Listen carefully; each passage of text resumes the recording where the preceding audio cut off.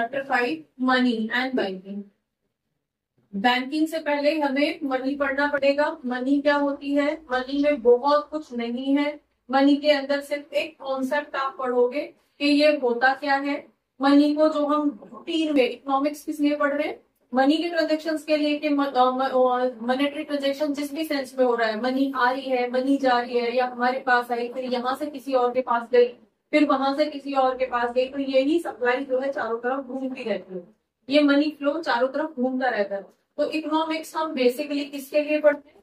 Money के लिए पढ़ते हैं। तो यहाँ पे डिफाइन किया जा रहा है कि मनी एक्चुअली होती क्या है, मनी की डेफिनेशन क्या है, मनी को हम कैसे एक्सप्लेन करूंगा। सिंपली मनी हम सुबह से शाम तक यूज करते हैं, लेकिन आपसे अगर पूछ लिया जाए कि मनी होती क्या है, तो हम नहीं एक्सप्लेन कर पाते।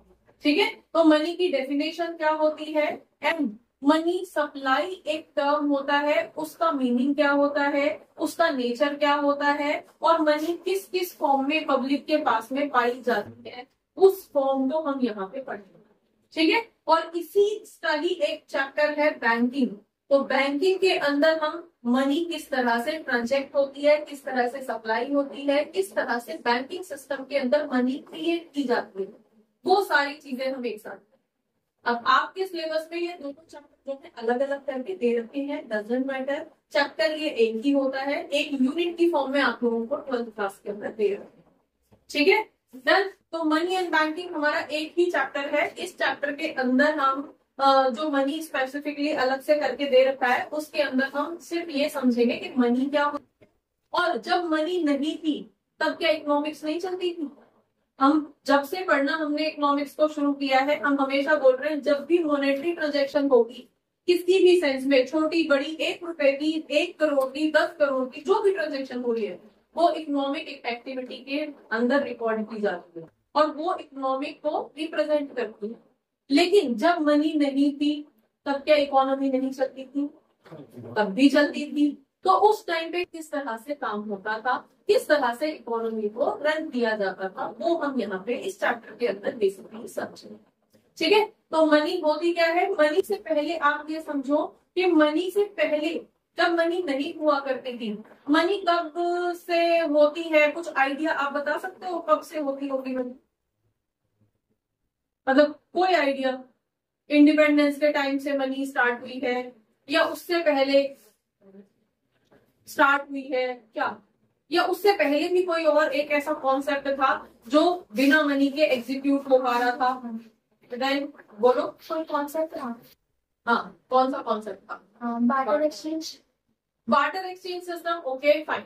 देखो, मनी का इवेल्युएशन जो हुआ था वो 18th सेंचुरी का बताया जाता है, लेकिन एग्जैक्ट जो टाइम है वो कोई भी डिफाइन नहीं कर सकता, क्योंकि इससे पहले भी जो राजा महाराजा हुआ करते थे, इंडिपेंडेंस पे तो आपको पता ही है रुपया हमारी जो कंट्री की करेंसी थी वो चलता था।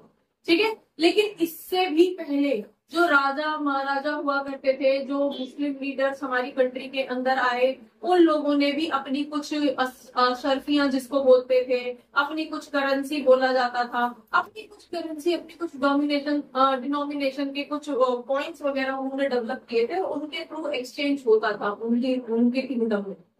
जैसे कि पहले जो होता था, सोने की अशर्फियां होती थी जो एक दूसरे से ट्रांसफर की जाती थी, इनाम में दी जाती थी, वो क्या था? वो करेंसी तो थी। ठीक है, कुछ जो लीडर्स आए उन्होंने कॉपर की करेंसीज डेवलप की। तो एनी हाउ इसका मतलब करेंसी तो बहुत पहले से चल रही है हमारी कंट्री के अंदर। ठीक है, वर्ल्ड के अंदर करेंसी या कॉइन तो बहुत पहले से चल रहा है, फाइन। लेकिन पॉइंट इज क्या, उससे भी पहले इकोनॉमी तो उससे भी पहले चलती थी। एक इवोल्यूशन, एक स्टार्टिंग भी लाइफ की, जब पता नहीं था कि मनी क्या होती है, उस टाइम पे एक सिस्टम चलता था जिसको हम बोलते थे बार्टर सिस्टम। और बार्टर सिस्टम क्या होता था? Barter was what? हाँ जी, क्या होता है बार्टर सिस्टम? बोलो। Exchange of goods and services with another goods and services. Exchange of goods and services for goods and services, मतलब goods for goods, services for services. अच्छा ठीक है, तू मेरा ये काम कर दे, मैं तेरा ये काम करने हेल्प कर दूंगी। ठीक है, या मुझे गेहूं की जरूरत है, मुझे गेहूं दे दे, तुझे चावल की जरूरत है, मेरे खेत में जो है चावल हुआ है, चावल दे दो। ठीक है, तो ये बार्टर सिस्टम मनी नहीं थी, जब मनी थी तब भी ये बार्टर सिस्टम आज भी ये सिस्टम होता है, आज भी कई बार आप करते हो, ठीक है होली आ रही है, तू मेरे घर में गुजिया बनवा दे, मैं तेरे घर में बनवा दूंगी, दोनों के घर में गुजिया होता है ना। कभी आपके घर में कोई इवेंट होता है तो कुछ काम, अच्छा जब तेरे घर में इवेंट आएगा तो मैं हेल्प कर दूंगी, जब मेरे घर में कोई इवेंट है तो मेरी हेल्प कर देगा। तो बार्टर सिस्टम अभी भी है, ऐसा नहीं है कि बार्टर नहीं चल रहा, लेकिन हम फोकस करते हैं इकोनॉमिक एक्टिविटीज में।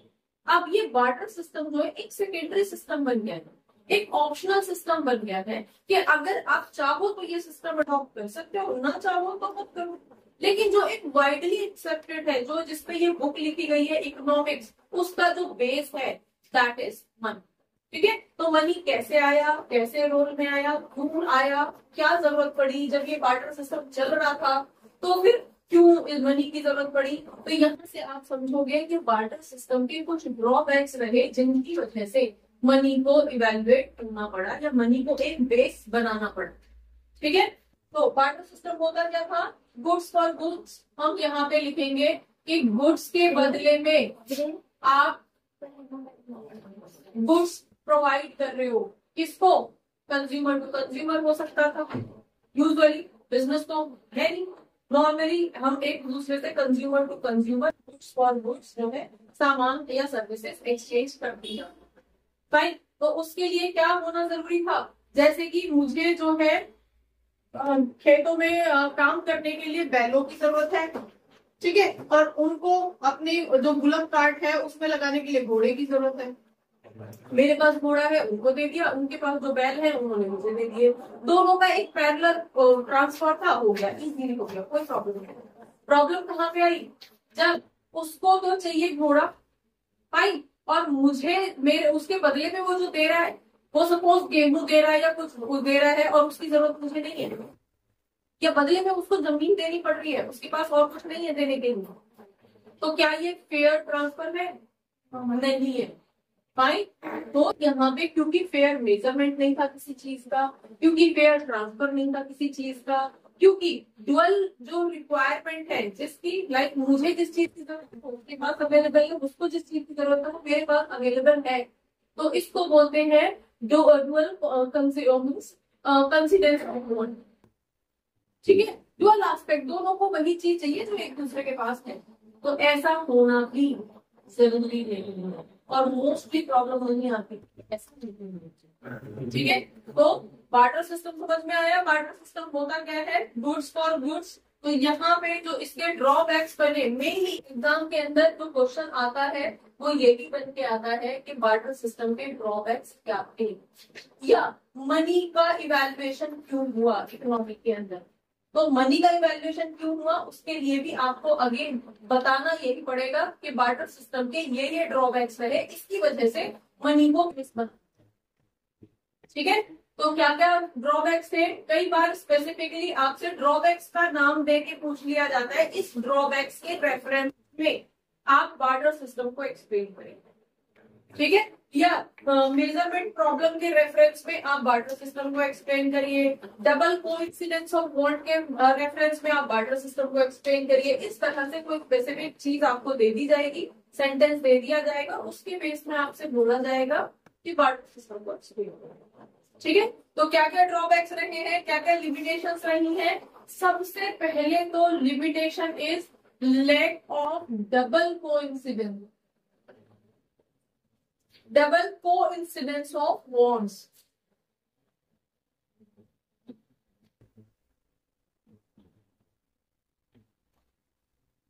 हाँ जी, प्रॉब्लम अगेन जैसे हमने एग्जांपल अभी डिस्कस किया, क्या प्रॉब्लम थी कि उसके पास जो एक्सचेंज करने के लिए एक चीज थी उसकी जरूरत दूसरे को नहीं है, लेकिन किसी भी वजह से, रिश्तेदारी की वजह से या किसी भी शर्म की वजह से, यार मेरा दोस्त है यार करना तो पड़ेगा, मैं देना नहीं चाहता, अब वो मुझे जरूरत है कि मुझे घोड़ा चाहिए उससे, उसके पास है, लेकिन मेरे पास देने ऐसा कुछ नहीं है जो उसको चाहिए, तो मुझे क्या करना पड़ेगा, मुझे अपनी जमीन का टुकड़ा पकड़ाना पड़ेगा। और आप अपने अगर पेरेंट्स, ग्रैंड पेरेंट्स के पास बैठते हो तो उनसे पूछ के देखना, उनकी लाइफ में कभी ना कभी ऐसा इंसिडेंट जरूर हुआ होगा जो जिसको वो आपको एक्सप्लेन करेंगे, अरे वो जमीन तो हमारी थी, वो हमने उसको पकड़ा दी, है ना। उसके थोड़ा सा कर्जा था हमारे ऊपर, या उसने हमारे थोड़ा सा ये हेल्प करी थी, या किसी भी सेंस हमने अपनी जमीन का टुकड़ा उसको पकड़ा दिया। तो ये इस तरह के इंसिडेंट्स आपको बहुत कॉमनली मिलेंगे, ठीक है। तो जब भी आप बैठो उनके पास, तो ये रीजन जो था वो यही था, डबल कोइंसिडेंस ऑफ वन की कमी थी। जरूरी नहीं है कि जिस चीज की जरूरत हमें है उसकी ही उम्मीद, ठीक है। चलिए नेक्स्ट पॉइंट आपके पास आ जाता है, आ जाओ इधर बैठो बैठो। Next is lack of common measurement.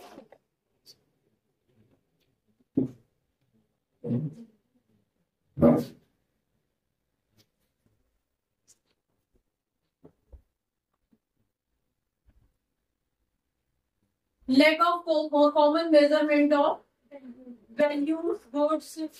जैसे कि अब किसी भी चीज का कोई मेजरमेंट करना है, कोई वैल्यूएशन करना है, तो कोई तो एक बेस होगा, किसमें करें, कोई तो वैल्यूएशन होगा। साइज के बेस पे नहीं कर सकते हम कि ये चीज बड़ी दिख रही है तो ये महंगी होगी।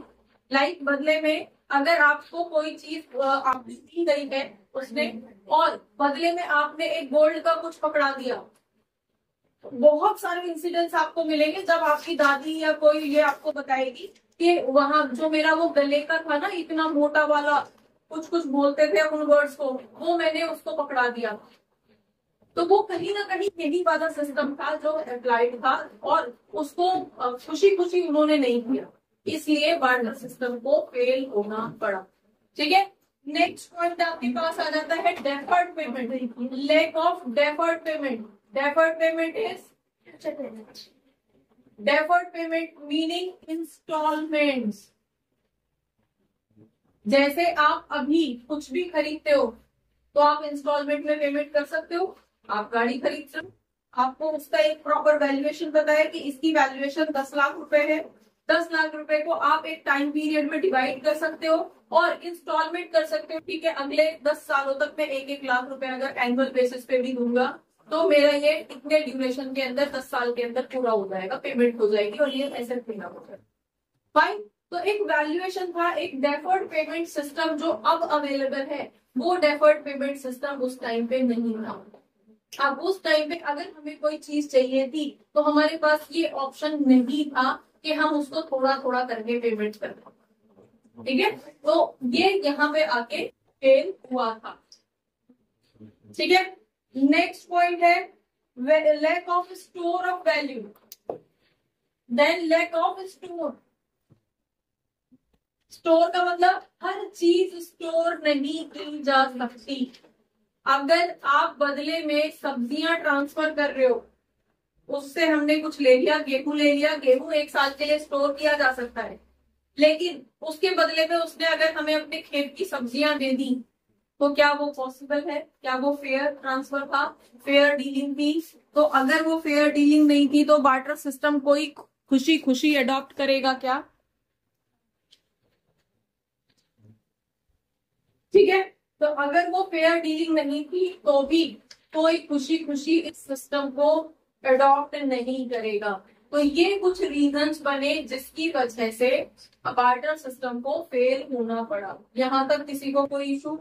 कई बार यूजुअली जो क्वेश्चन आपसे पूछा जाता है वो होता है lack of deferred payment system की वजह से बार्टर सिस्टम को क्यों फेल होना पड़ा, उसको एक्सप्लेन करिए। तो आप वहां पे ये कार वाला एग्जाम्पल दे सकते हैं कि इस तरह का कोई भी सिस्टम नहीं था। लाइक अगर मैं मुझे कोई हेल्प किसी ने दी है तो बदले में ऐसा नहीं हो सकता कि मेरे पास तो ट्रांसफर करने के लिए थोड़ा है, मैं दे सकता हूँ। तो मेरे पास ये सिस्टम नहीं है कि ठीक है इस बार जो है घोड़े की गर्दन दे देता हूँ, अगली बार घोड़े के हाथ दे दूंगा, अगली बार घोड़े के पैर दे दूंगा। ऐसा सिस्टम नहीं है, हाँ, ठीक है। वो सिर्फ एक उसके लिए हमें एक ऐसा बेस चाहिए था जिसको इन सारे पैरामीटर्स पे हम कंप्लीट कर पाए, एडजस्ट कर पाए। तो उसके लिए फाइनली गवर्नमेंट की तरफ से एक ऑथराइज्ड चीज, एक ऑथराइज्ड कोई भी आप मान सकते हो, कोई भी चीज ऐसी जिसको हम जिसकी सबको जरूरत हो, डबल कोइंसिडेंस बॉन्ड हो, वो चीज जिसकी हम वैल्यू मेजर कर पाए, ठीक है, वो कितने की है। हर चीज को आज की डेट में हम रुपए में ही काउंट करते हैं। इससे पहले वाला चैप्टर जो तुमने किया था नेशनल इनकम, उसको किस में कर रहे थे आप, जीडीपी काउंट कर रहे थे, तो किस में कर रहे थे, मार्केट प्राइस में कर रहे थे ना, रुपीज में कर रहे थे ना। तो किसी भी चीज को मेजर किया जा सकता है इस चीज में, इस वैल्यू में। डेफर्ड पेमेंट करना पॉसिबल है, इंस्टॉलमेंट पेमेंट करना पॉसिबल है, और स्टोरेज की कोई दिक्कत कभी आती ही नहीं है। आज तक ऐसा कोई नहीं हुआ जो ये कहता हो कि मेरे घर में रुपए रखने की जगह नहीं है। होता है कोई घरों में वो लगे हुए हैं ऊपर, जो मतलब ब्लैक का पैसा यूज करते हैं, है ना, उनके घरों में तय लगी हुई है नोटों की, कमरों में भरे हुए हैं, है ना। ब्लैक मनी वाला ये एग्जाम्पल आप देखते होंगे, बहुत सारे लोगों की रेट बढ़ती है तो पता चलता है कमरों में भरे पड़े हैं, कमरों सोफों में भर रखे हैं, गद्दों में भर रखे हैं, है ना। तो आज तक कोई भी नहीं हुआ है जो ये कह दे कि मेरे घर में मनी रखने की जरूरत है, जगह। तो कोई भी ऐसी चीज जो गवर्नमेंट ऑथराइज है, जो एक्सचेंज करने के लिए की जाती है और इन चारों पैरामीटर्स को फुलफिल करती है, उस चीज को हम मनी, समझ में आ गया। तो अगर आपसे कोई बोलता है मनी की डेफिनेशन क्या है, तो पॉइंट इज वो चीज जो गवर्नमेंट ऑथराइज्ड है एक्सचेंज के लिए, ठीक है, जिसकी डबल को इंसिडेंस ऑफ वॉट हमेशा एग्जिस्ट करती है, जिसको हम एक वैल्यू में मेजर कर सकते हैं, नाप सकते हैं, या चीजों को उसमें नाप सकते हैं कि ये इतने रुपए की है, ये इतने रुपए की है, ठीक है। हम डेफर्ड पेमेंट इंस्टॉलमेंट सिस्टम इसके अंदर कर सकते हैं, और इसमें कभी भी स्टोरेज की दिक्कत नहीं आती है। तो ऐसे मीडियम ऑफ एक्सचेंज है ना, तो ऐसे मीडियम ऑफ एक्सचेंज को हम मनी कहते हैं। अब ये मनी कॉइन्स की फॉर्म में भी हो सकती है और आपके नोट्स की फॉर्म के अंदर भी हो सकती है। क्लियर हो गया, ठीक है। चलिए, तो अब यहाँ पे हमारे पास कुछ फंक्शंस ऑफ मनी आपको दे रखे हैं। मनी क्लियर हो गया। फंक्शन था हमने बताया था, ड्रॉबैक, हाँ, lack of divisibility, lack of divisibility, वो अभी यहाँ पे करते हैं, ठीक है। लैक ऑफ डिविजिबिलिटी किसकी, बार्टर की, ड्रॉबैक्स बताया, बार्टर के। समझ नहीं आया। तो डिविजिबिलिटी, बार्टर सिस्टम की डिविजिबिलिटी, अगेन आपके पास जो इंस्टॉलमेंट पेमेंट हो गया, डिवीजन बताया ना कि आप थोड़े को आधा आधा करके नहीं दे सकते, ट्रांसफर नहीं कर सकते। तो बहुत सारी चीज ऐसी होती है जिसको हम आधा आधा टुकड़ों में नहीं बांट सकते, ठीक है, डिवीजन नहीं कर पॉसिबल है उसका। तो वो हमें अगर ट्रांसफर करना है, अगर हमें एक्सेप्ट करना ही है, तो फिर हमें वो पूरा का पूरा पोर्शन उसको देना पड़ता था। ये जमींदार सिस्टम के साथ दिक्कत क्या थी, जमींदार सिस्टम में क्या इशू था, अब वहां तक तो मनी तो चलती थी, लेकिन बदले में वो लोग क्या देते थे, थोड़ा सा हेल्प तुमसे ले ली, और बदले में वो क्या देते थे, पूरी जमीन, है ना, पूरी जमीन जो भी थी उनकी। ऐसा नहीं था कि जमींदार साहब थोड़ी ले लो, नहीं, क्योंकि कागज पूरी जमीन के, तो पूरी जमीन के कागज पे वो अंगूठा लगवा लेते थे, ठीक है। तो डिविजिबिलिटी वहां पे पॉसिबल नहीं होगा। क्लियर हो गया, डन, आगे बढ़े। मनी क्लियर हो गया। मनी क्या होता है, वो मीडियम ऑफ एक्सचेंज,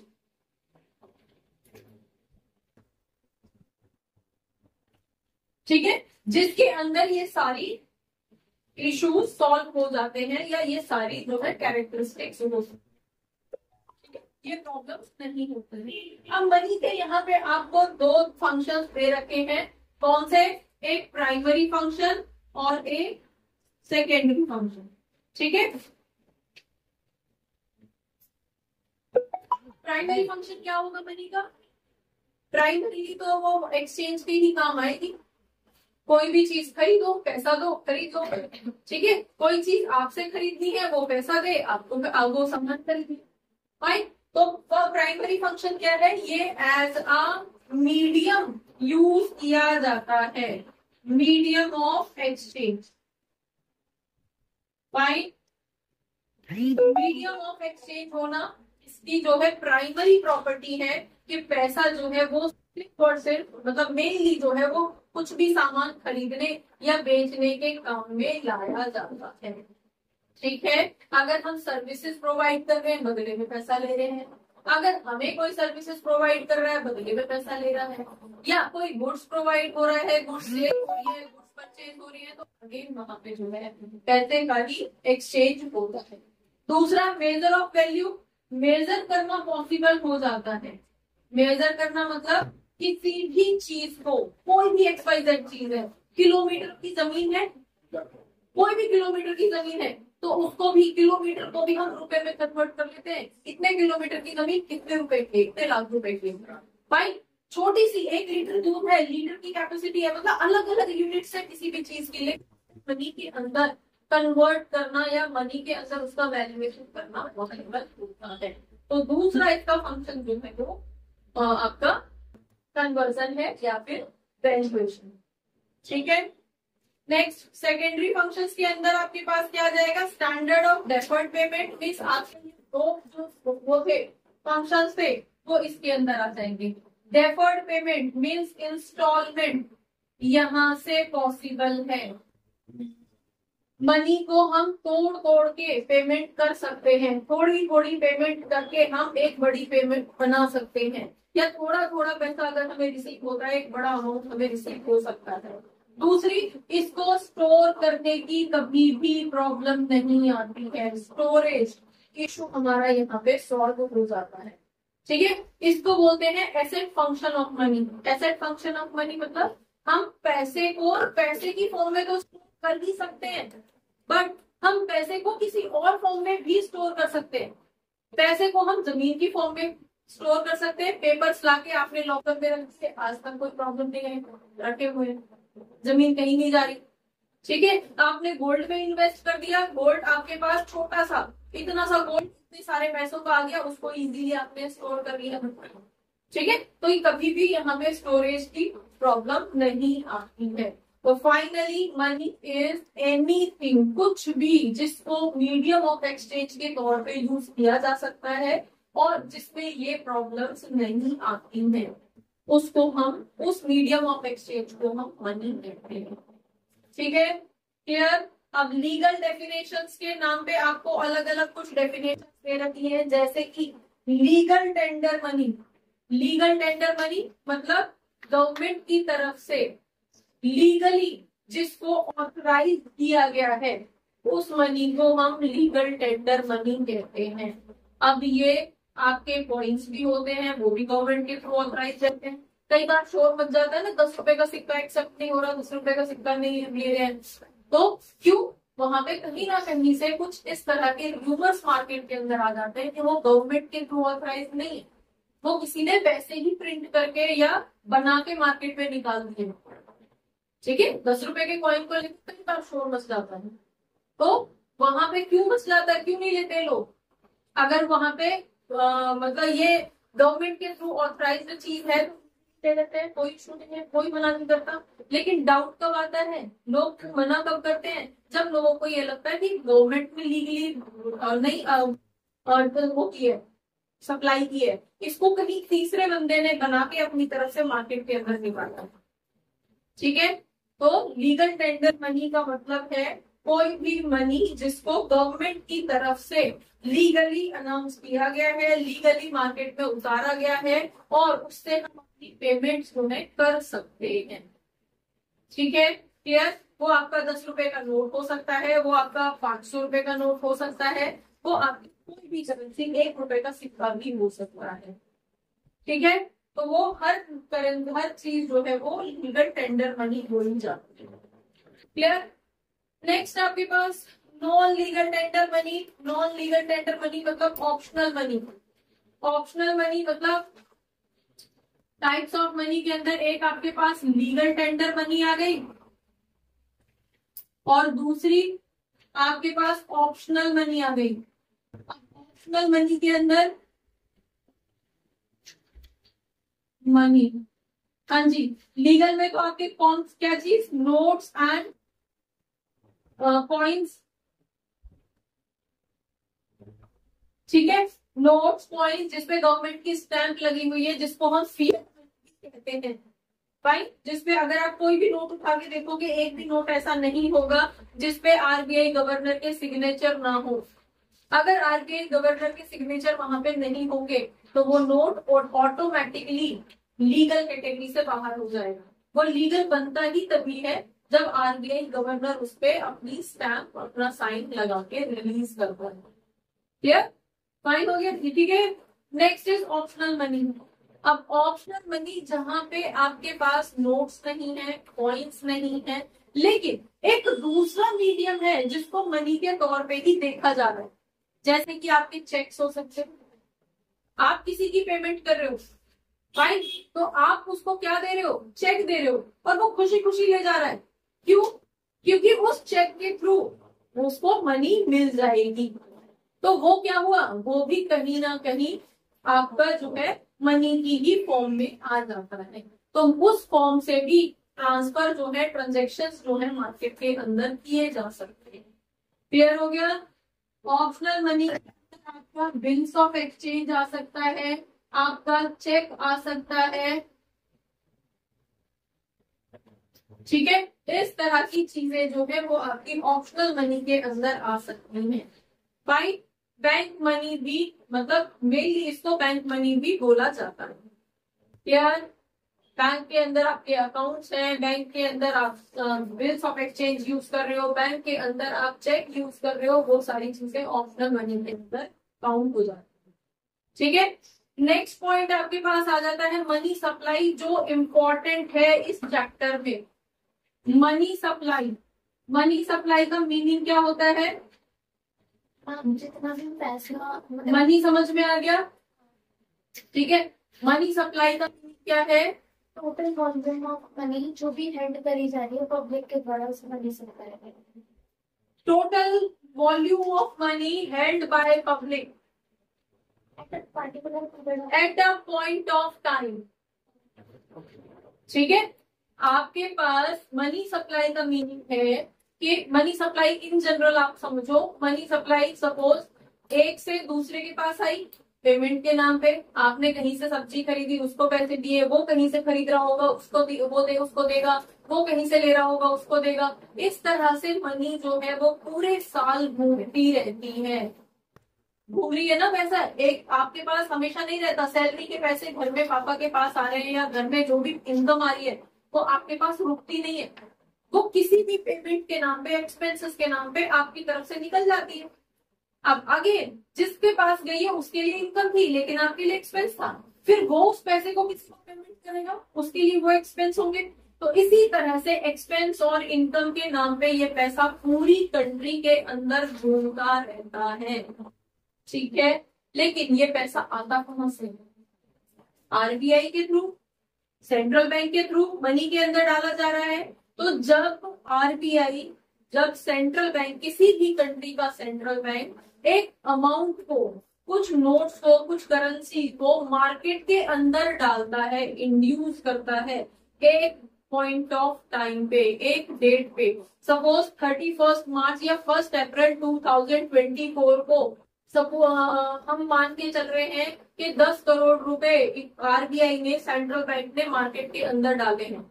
अब मार्केट के अंदर डाले मतलब कोई पाइपलाइन तो है नहीं कि उसमें भर दी है, वो धीरे धीरे निकल के ढूंढते रहेंगे लोगों के पास। नहीं, बैंकिंग सिस्टम में बैकबोन होती है हमारी कंट्री की, हमारी मतलब किसी भी कंट्री का जो इकोनॉमिक सिस्टम की बैकबोन होती है वो बैंक्स होते हैं। बैंकिंग सिस्टम में उन पैसों को डाला गया है, बैंकिंग सिस्टम के थ्रू, बैंक के थ्रू लोगों के पास लोन के नाम पे और दूसरी फैसिलिटीज के नाम पे, दूसरी स्कीम्स के नाम पे पब्लिक तक वो पैसा पहुंचता है। समझ में आ गया? पब्लिक तक वो पैसा उस फॉर्म में वो पहुंच रहा है। डन। तो ये ही पैसा है जो अब मार्केट में पूरे साल घूमेगा। फिर जैसे ये साल खत्म होगी, आरबीआई को लगेगा कि रिक्वायरमेंट है और पैसे डालने की, तो फिर वो किसी एक पर्टिकुलर डेट पे पैसे को इंड्यूस करेगा, मार्केट के अंदर डालेगा। समझ में आ गया? तो ये जो घूम रहा है, ये जो सारे पूरे साल जो पैसा घूम रहा है, नेचर यहाँ पे नजर आ रहा है कि ये सप्लाई है, लेकिन ये सप्लाई नहीं होती है। सप्लाई क्या बोली जा रही है? जो आरबीआई एक पर्टिकुलर डेट पे इकोनॉमी के अंदर इंड्यूस कर रहा है, इंजेक्ट कर रहा है, पैसे को डाल रहा है इकोनॉमिक सिस्टम में, उस पॉइंट को हम सप्लाई कहते हैं। समझ में आ गया? डिफरेंस समझ में आ गया? पूरे साल इकोनॉमी में पैसा घूम रहा है, सप्लाई हो रही है, सप्लाई होती नजर आ रही है, तो उसको हम सप्लाई नहीं कहते हैं। वो पैसा एक स्टैटिक पैसा है। जो पैसा सपोज हम मान के चल रहे हैं कि 10,000 करोड़ इकोनॉमी में डाल दिए गए हैं, अब वो 10,000 करोड़ ही है जो एक से दूसरे के पास घूम रहे हैं, उसमें कुछ भी चेंज नहीं आ रहा है। फाइन, पॉइंट इज कि जो आरबीआई ने डाले हैं, जिस टाइम पे डाले हैं इकोनॉमी में, एक पॉइंट ऑफ टाइम पे डाले हैं कि अब ये पैसा पूरे साल घूमेगा, तो जो सप्लाई वहां से आ रही है उसको हम सप्लाई कहते हैं। समझ में आ गया? क्लियर है? तो मनी सप्लाई जो आरबीआई या हमारे बैंक का सेंट्रल, हमारी कंट्री का सेंट्रल बैंक कौन सा है? आरबीआई। तो सब कंट्रीज का आरबीआई होता है, अलग अलग होते हैं। अच्छा, जैसे कि यूएस का कौन सा है? Federal bank. यस। जापान का सॉफ्ट बैंक। ठीक है। तो इसी तरह से हर कंट्री के अपने अपने बैंक होते हैं, अपने अपने सेंट्रल बैंक होते हैं। सेंट्रल बैंक काम क्या करता है? पूरी कंट्री के मनी सप्लाई को या मनी से रिलेटेड जितने भी एस्पेक्ट्स हैं उनको होल्ड करता है, अथॉरिटी होल्ड करता है। क्लियर हो गया? तो मनी सप्लाई आपका क्या है? एक पॉइंट ऑफ टाइम पे एक वॉल्यूम ऑफ मनी जो इकोनॉमी में डाली गई है और वो पब्लिक के हाथ में अलग अलग फॉर्म में अवेलेबल है। मेरे पास वो सेविंग्स के नाम पे अवेलेबल है, उसके पास वो सैलरी के नाम पे अवेलेबल है, उसके पास बैंक डिपॉजिट के नाम पे अवेलेबल है, उसके पास जो है वो करंट अकाउंट के नाम पे अवेलेबल है। किसी भी फॉर्म में वो पब्लिक के हाथ में है। पब्लिक के हाथ में पब्लिक ने खुद प्रिंट नहीं किए, आरबीआई ने डाला है, तब उनके पास वो पैसा पहुंचा है। तो इसलिए डेफिनेशन क्या बनती है आपकी? Total volume of money which is held by public in different forms at a particular date या पॉइंट ऑफ टाइम। समझ में आ गया? अब अगर एक पर्टिकुलर डेट पे हो रहा है वो काम, तो उसका नेचर क्या बोला जाएगा? उसका नेचर फ्लो होगा या आपका स्टॉक होगा? दीदी ड्यूरेशन का है। आज 1 अप्रैल को आरबीआई 10,000 करोड़ मार्केट के अंदर रुपए इंड्यूस कर रहा है, डाल रहा है, बैंकिंग सिस्टम में डाल रहा है, तो आज डाल रहा है ना, आज की बात हो रही है, 1 अप्रैल की बात हो रही है। तो फिर ये स्टॉक नेचर होता है। अब देखो सप्लाई है, अगेन बच्चे यहाँ पे मिस्टेक करते हैं और ये कई बार आपके एग्जाम में पूछ लिया जाता है, 1 मार्क्स में एमसीक्यू की फॉर्म में पूछ लिया जाता है कि आपका ये जो मनी सप्लाई है, क्योंकि सप्लाई वर्ड लग रहा है ना, अब सप्लाई का मतलब है मूवमेंट, एक से दूसरे के पास जा रहा है। ठीक है, लेकिन सप्लाई वर्ड यूज होने के बावजूद ये जो है फ्लो नेचर का नहीं होगा, क्योंकि ये जो सप्लाई हो रही है पॉइंट ऑफ डेट पे हो रही है, ये रोज नहीं होती। आरबीआई रोज नहीं करता, रोज नहीं है कि चलो आज जो है 1 करोड़ रुपए डाल दो, कल जो है वो 10 करोड़ रुपए डाल देंगे, ऐसा नहीं होता। हमेशा साल में कभी 1 बार 2 बार कभी आरबीआई को जब रिक्वायरमेंट फील होती है, और जरूरी नहीं हर साल होगा, अगर उसे लग रहा है कि इस साल जरूरत नहीं है, ऑलरेडी मार्केट में जो है एक्स्ट्रा पैसा घूम रहा है, छोड़ दो, तो इस बार नहीं करेगा। समझ में आ गया? क्लियर है? तो एक पर्टिकुलर डेट में हो रहा है, इसलिए इसको स्टॉक नेचर का बोला जाता है। तो इसका जो नेचर रहेगा वो स्टॉक बोला जाएगा। क्लियर है? ठीक है, चलिए नेक्स्ट। अब इसकी कुछ फॉर्म्स होती है, किस किस फॉर्म्स में ये आपके पास अवेलेबल होता है। कॉम्पोनेंट्स ऑफ, ठीक है, इसके जो फीचर्स है वो तो समझ में आ गए। मनी हेल्ड बाय पब्लिक, सिर्फ पब्लिक के हाथ में जो पैसा है उसकी बात हो रही है। Done. Next, stock concept, stock nature का है। अब कॉम्पोनेंट्स इसके क्या रहते हैं? Currency with public. Currency with public मतलब जो लोगों के हाथ में पैसा है वो कॉइन के फॉर्म में है, वो नोट्स की फॉर्म में है, वो आपका करेंसी विद पब्लिक बोला जाए। डिमांड डिपॉजिट हो सकता है बैंक के पास, जैसे हम डिमांड डिपॉजिट कौन से वाले होते हैं भाई? डिमांड डिपॉजिट्स कौन से वाले होते हैं? सेविंग्स अकाउंट होते हैं। क्या है वो? आपने सेव कर दिए, बैंक में जाके इन्वेस्ट कर दिए। अब जब आपको डिमांड होगी, जब आपको जरूरत होगी, पैसे की जरूरत होगी, तब आप विड्रॉ कर लोगे, चेक के थ्रू, एटीएम के थ्रू, या ऑटोमेटिक ये जो आपकी ऑनलाइन ट्रांजेक्शंस के थ्रू, किसी भी फॉर्म में उस पैसे को जब आपकी डिमांड होगी, जब आपकी जरूरत होगी, तब आप उसको निकाल सकते हो। ठीक है, तो सेविंग्स अकाउंट के अंदर आपने जो पैसा डाला हुआ है वो भी इसी का पार्ट होता है। नेक्स्ट आपके पास टर्म डिपॉजिट्स। टर्म डिपॉजिट्स कौन से वाले होंगे? फिक्स डिपॉजिट जिसको बोलते हैं, टाइम डिपॉजिट जिसको बोलते हैं। एक लॉन्ग ड्यूरेशन के लिए आपने पैसा बैंक में डिपॉजिट कर दिया, या पोस्ट ऑफिस में डिपॉजिट कर दिया, या कहीं भी डिपॉजिट कर दिया, तो वो जो पॉइंट है वो उसको क्या बोलते हैं? Term deposit. तो किसी भी फॉर्म में आपके पास पैसा अवेलेबल है, वो पैसा जो है मनी की फॉर्म बोली जाती है। ठीक है, क्लियर? मेजरमेंट। मेजरमेंट आपके सिलेबस के अंदर सिर्फ M1 है।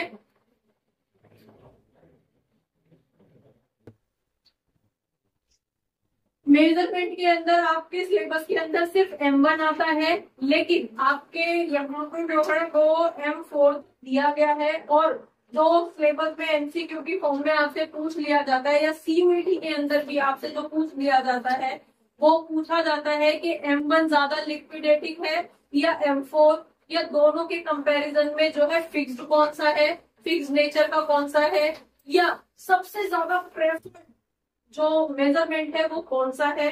इस तरह से क्वेश्चंस आपके MCQ की फॉर्म में पूछे जाते हैं।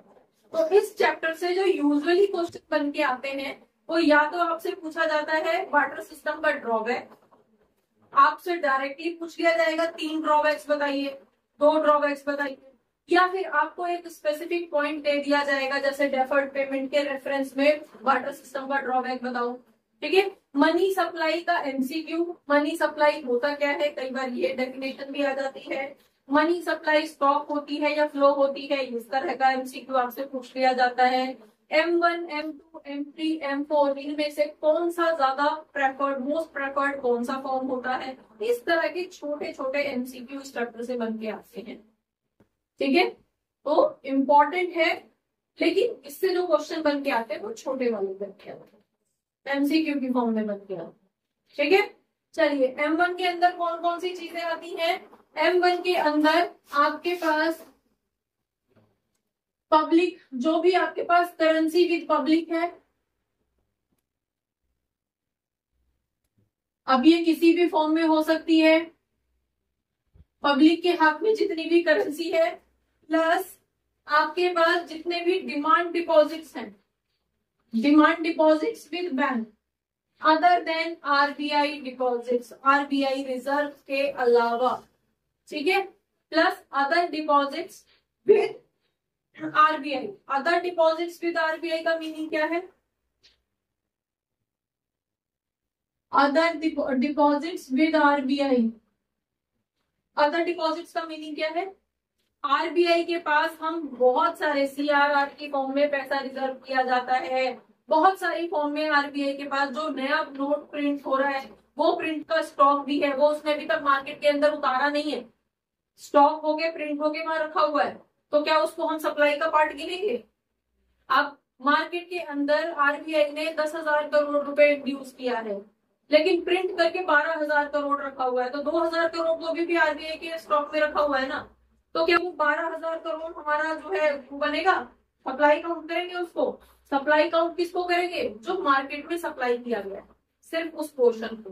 तो जो भी अमाउंट RBI के पास रखा हुआ है उसको हम अगर अलग से रखा हुआ है सप्लाई के अलावा, तो उसको हम वहां पे काउंट नहीं करें। ठीक है, फिर ये अदर डिपॉजिट कौन सा वाला है? अदर डिपॉजिट जैसे कि आपको फॉरेन कंट्री से कोई डोनेशन मिली है, यूजुअली होता है ना, कई बार कंट्री के अंदर फ्लड आ गई है, कंट्री के अंदर कोई प्रॉब्लम हो गई है, तो दूसरी कंट्रीज ने हमें डोनेशन दी, ऐसी ट्रांजेक्शन को आप क्या बोलते हैं? Unilateral transactions. आगे चल के आप करोगे, जब पैसा या करेंसी एक ही तरफ आती है और बदले में कुछ नहीं जाएगा, तो ऐसी चीजें जो है यूनिलेटरल ट्रांजेक्शंस के अंदर काउंट की जाती है। ठीक है, नॉर्मली क्या रहता है, अगर हम कहीं से कुछ खरीद रहे हैं तो सामान आ रहा है, बदले में क्या जा रही है? पेमेंट जा रही है। ठीक है, तो दोनों एस्पेक्ट उसके कंप्लीट हो गए। लेकिन अगर सिर्फ एक ही तरफ से ट्रांजेक्शन हो रही है, सिर्फ वहां से पैसा आ गया है, हमारी तरफ से बदले में कुछ नहीं जाएगा, वो यूनिलेटरल ट्रांजेक्शन बोली जाती है।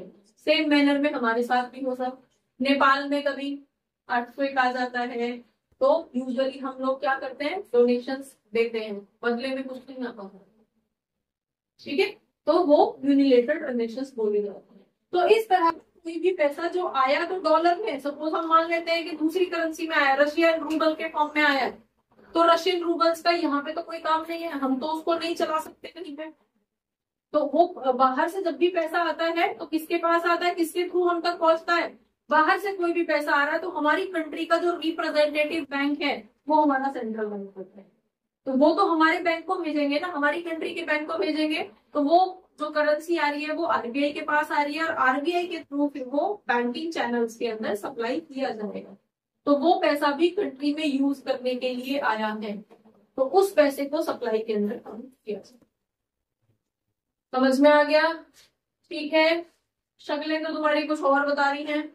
चलिए M2, अब अगर हम देखें M1 को तो सारा पैसा वो है जिसको हम इमीडिएटली यूज कर सकते हैं। करेंसी नोट्स इमीडिएटली जब भी कोई ट्रांजेक्शन करना है इजीली कर सकते हैं। ठीक है, आपका जो भी डिमांड डिपॉजिट्स है उसको कभी भी जब चाहे पैसा विड्रॉ कर लो, तब चाहे डाल दो। ठीक है, देन आरबीआई के पास जो पैसा आया है वो भी इमीडिएट बेसिस पे यूज करने के लिए आया है। तो ये वो पैसा है जो लिक्विड फॉर्म में, लिक्विड फॉर्म का मतलब क्या है, जब चाहे उस पैसे को यूज कर लो। ठीक है, लेकिन अगर हम M2 की बात कर रहे हैं तो M2 के अंदर हमारे पास M1 प्लस सेविंग्स आ जाती हैं, सेविंग्स विद पोस्ट ऑफिस। तो पोस्ट ऑफिस आपके पास, पोस्ट ऑफिस में आपने जिन भी स्कीम्स के अंडर कुछ भी पैसा डाला हुआ है, पोस्ट ऑफिस में डाला हुआ है तो एक ड्यूरेशन के लिए डाला हुआ है। ठीक है, उस ड्यूरेशन से पहले पोस्ट ऑफिस में ये फैसिलिटी नहीं होती कि आप जाओ पैसा निकाल लो, तब चाहे डिपॉजिट कर दो, तब चाहे निकाल लो, ऐसा नहीं होगा। तो अगर आपने पोस्ट ऑफिस की किसी स्कीम के अंदर पैसा डाला है तो वो फिर वहां पे कुछ टाइम के लिए फिक्स हो जाएगा। तो यहाँ पे धीरे धीरे कॉन्सेंट्रेशन स्टार्ट हो गई है, ये लिक्विड थी, पूरी तरह से लिक्विड थी, और ये धीरे धीरे जो है पैसा एक तरह से ब्लॉक हो रहा है, ब्लॉक होना शुरू हो गया है। ठीक है, रुकना शुरू हो गया है कुछ टाइम पीरियड पे। तो यहाँ पे जो है वो जो लिक्विडिटी जो फ्री फ्लो थी वो थोड़ी थोड़ी कम होनी शुरू हो गई। डन। नेक्स्ट M3 के अंदर आपके पास M1 plus time deposit, M1 plus time deposit. Usually सबसे ज्यादा जो प्रेफर्ड मेजरमेंट रहता है वो यही वाला रहता है। हम लोग क्या करते हैं, जितना पैसा हमें यूज करना है उसको हम कैश के फॉर्म में रखते हैं, और जो पैसा हमें यूज नहीं करना है यूजुअली हम अपने एक पोर्शन को फिक्स्ड डिपॉजिट में, टाइम डिपॉजिट में इन्वेस्ट करके रखते हैं, 2 साल के लिए, 4 साल के लिए, 5 साल के लिए। ठीक है, तो ये हमारा मोस्ट प्रेफर्ड पब्लिक जो है, यूजुअली मोस्ट प्रेफर्ड जो मेजरमेंट रहता है वो यही वाला रहता है। ठीक है, तो MCQ में अगर मोस्ट प्रेफर्ड फॉर्म आपसे पूछी जाए तो आप उसको बता सकते हो। M4, M4 के अंदर M3 plus total deposit with post office. Least liquid, अब यहाँ पे क्या है, M3 लिक्विड उसमें आ गया था, लिक्विडिटी कम होने लगी थी, और M4 के अंदर क्या है, पूरी तरह से M3 plus time deposit with post office, total deposit with post office. तो पूरा का पूरा पैसा ऐसे जगह पे इन्वेस्ट हो गया है जहां से आप क्विकली यूज नहीं कर सकते। ठीक है, तो लीस्ट लिक्विड जो है वो ये वाला पोर्शन बोला जाता है। फाइन, तो अगर MCQ में आपसे पूछा जाए लीस्ट लिक्विड M4 होता है, और ये आपके पास फर्स्ट वाला मोस्ट लिक्विड जो है वो M1 होता है, मोस्ट प्रेफर्ड जो है वो आपका M3 होता है, जिसको ज्यादातर लोग फॉलो करते हैं। ज्यादातर लोगों के पास में, पब्लिक के पास में जो यूजुअली पाया जाता है, तो हर किसी के पास मतलब किस फॉर्म पे मनी पाई जाती है, हर किसी के पास यूजुअली, क्योंकि हम जितना पैसा हमें लिक्विड की फॉर्म में रखना है उतना रख लेते हैं, और बाकी का पैसा मतलब लिक्विड की फॉर्म में जो खर्चे थे वो पेमेंट कर दिए, जो अपने पास थोड़ा बहुत रखना था रख लिया, बैंक अकाउंट में जो थोड़ा बहुत रखना था रख लिया, बाकी का जो पैसा बचा उसको आप क्या करते हो, उसको आप कहीं FD में डाल देते हो, कि ठीक है जब तक बेटी की शादी करने का नंबर आएगा तब तक ये पैसे इकट्ठे हो जाएंगे। फाइन, जब तक बच्चों की हायर स्कूलिंग का टाइम आएगा, कॉलेज उसका आएगा, डिग्रीज का टाइम आएगा, पैसे की जरूरत पड़ेगी, तब तक ये पैसा इकट्ठा हो जाएगा। इसको फिक्स कर देते हैं। ठीक है, तो ये मोस्ट प्रेफर्ड फॉर्म ऑफ या मेजरमेंट ऑफ मनी होती है जो यूजुअली हर इंसान के पास में या हर पर्सन के पास है। समझ में आ गया? Most liquid M1, least liquid M4, most preferred M3। तो इससे ज्यादा इस चैप्टर में से और कुछ नहीं है। ठीक है, करो इसको, नोट कर दो।